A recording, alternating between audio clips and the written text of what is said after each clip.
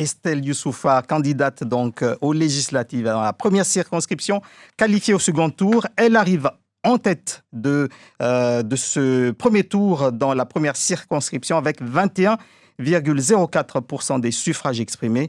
Vous arrivez, Estelle Youssoufa, clairement en tête de ce premier tour dans cette première circonscription. Il faudra confirmer dimanche. Comment vous allez faire cela ? D'abord, oui, effectivement, on est heureux et ravis de la confiance qu'ont portée en nous les électeurs. Maintenant, ce n'est qu'une première étape, ce premier tour. Il y a le deuxième. C'est très important de maintenir la mobilisation et surtout d'élargir le mouvement. Donc, on va passer la journée à appeler au rassemblement en appelant les candidats qui ont tous fait une très belle campagne. Moi, j'ai été heureuse d'avoir des débats riches avec nos adversaires de la première partie. Maintenant, il faut qu'on se rassemble et qu'on fasse vivre une campagne par les Mahorais, pour les Mahorais, avec les Mahorais. Et donc, c'est le Kogno-Moja qu'on doit mettre en œuvre, travailler ensemble pour Mayotte.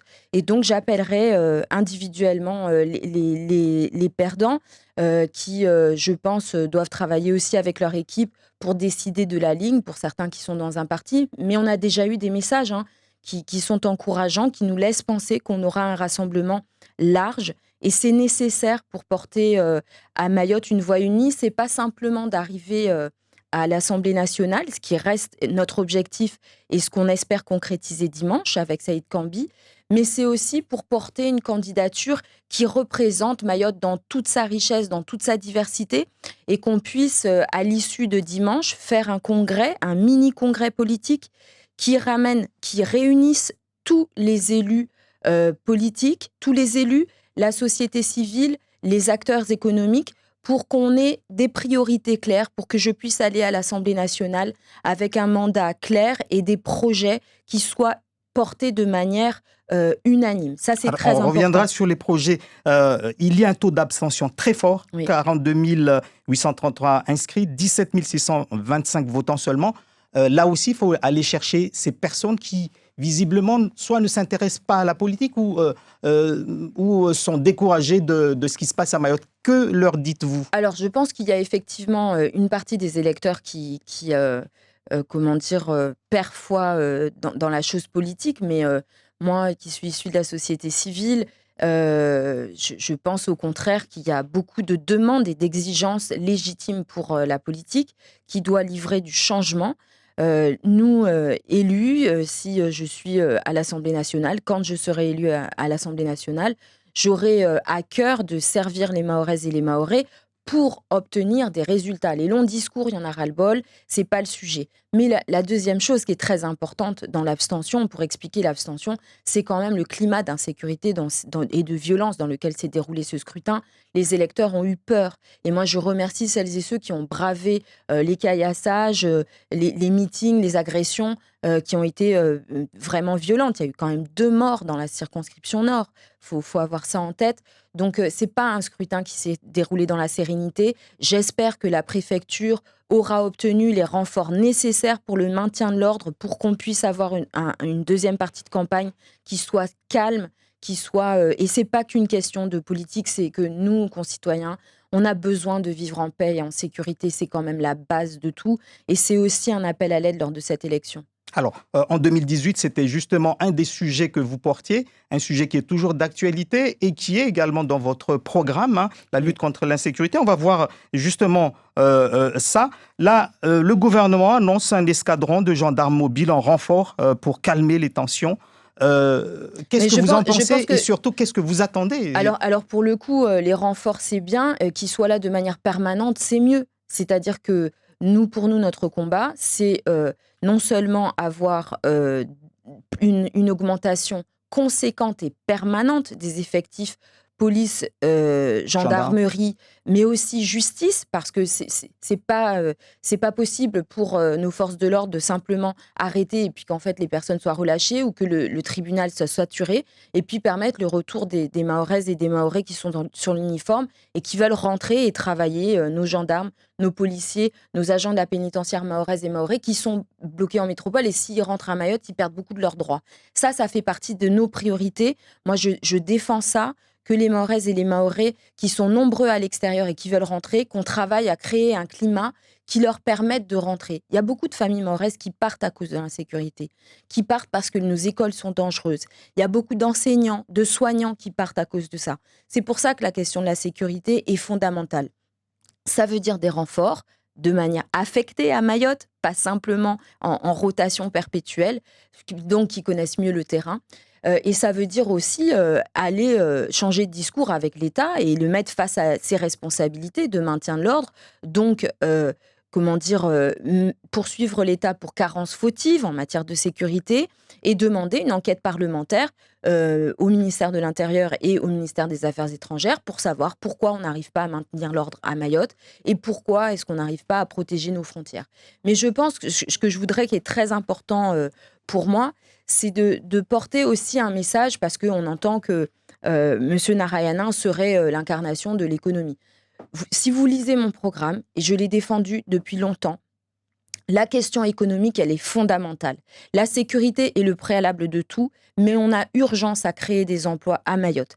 Et moi, j'appelle de mes voeux une conférence économique qui réunisse les acteurs sociaux, les acteurs économiques, nos élus, la société civile, pour pouvoir construire un projet économique. On a la manne gazière. On doit réussir à construire et à positionner Mayotte, régler les sujets du port, régler les questions de nos infrastructures pour réussir à faire que nos talents, notre jeunesse, notre éducation puissent être complètement orientés vers la création d'emplois et de richesses qui restent à Mayotte. C'est très important.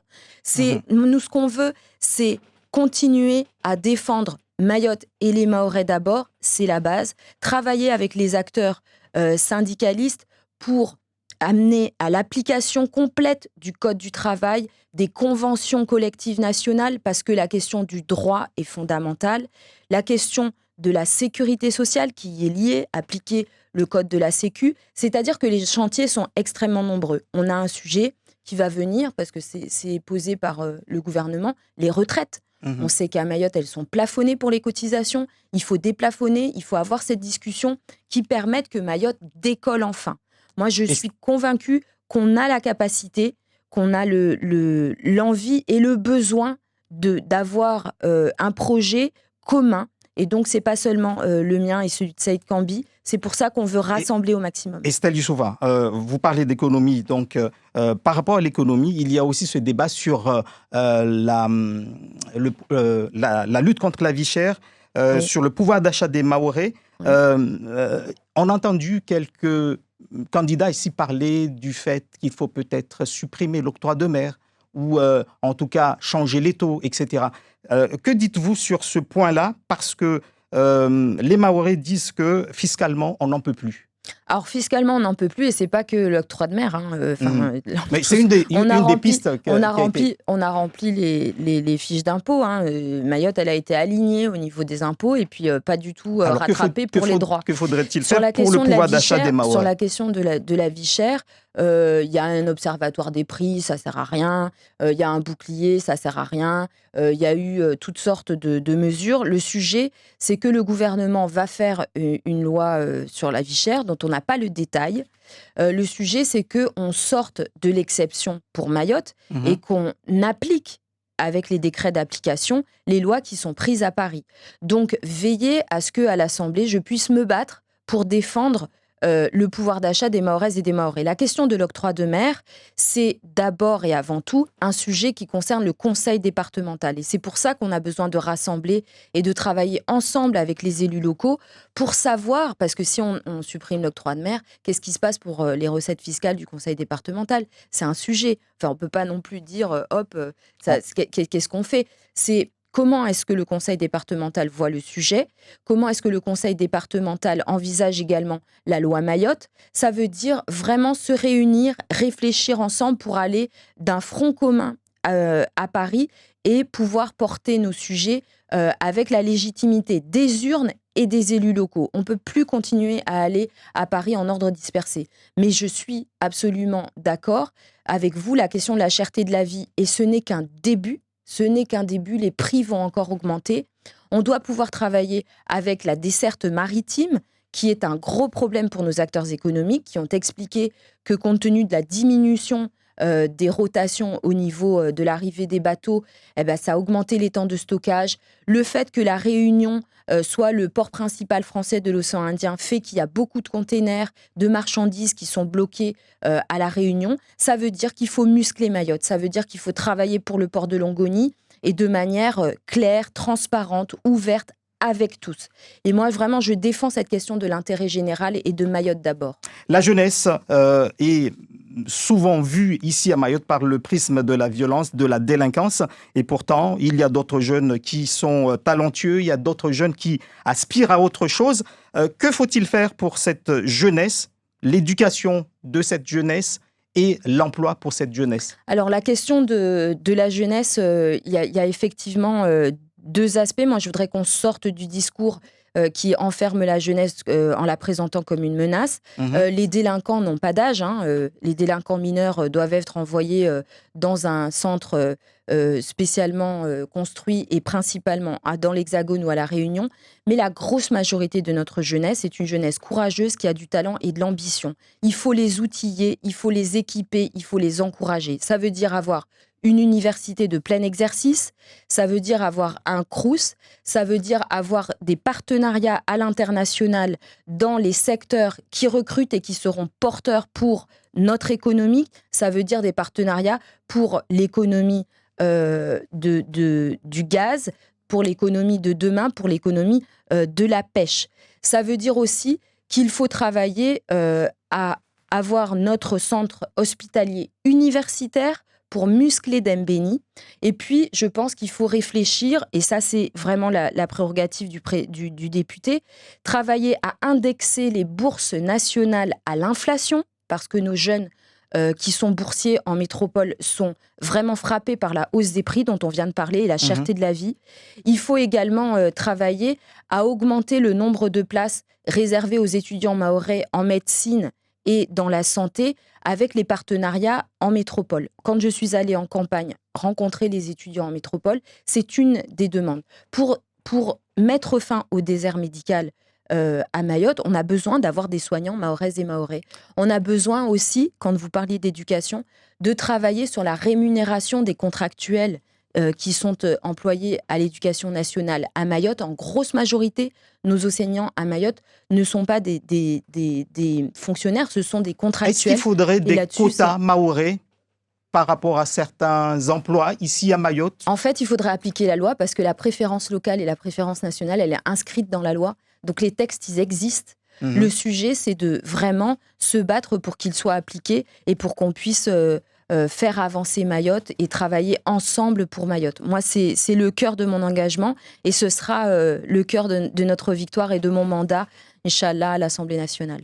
Alors, un petit mot d'abord, avant de finir, sur l'élection de dimanche. Comme je disais tout à l'heure, il faudrait des alliances, mais il faudrait faut surtout également une mobilisation. Il faut que les électeurs se mobilisent en masse.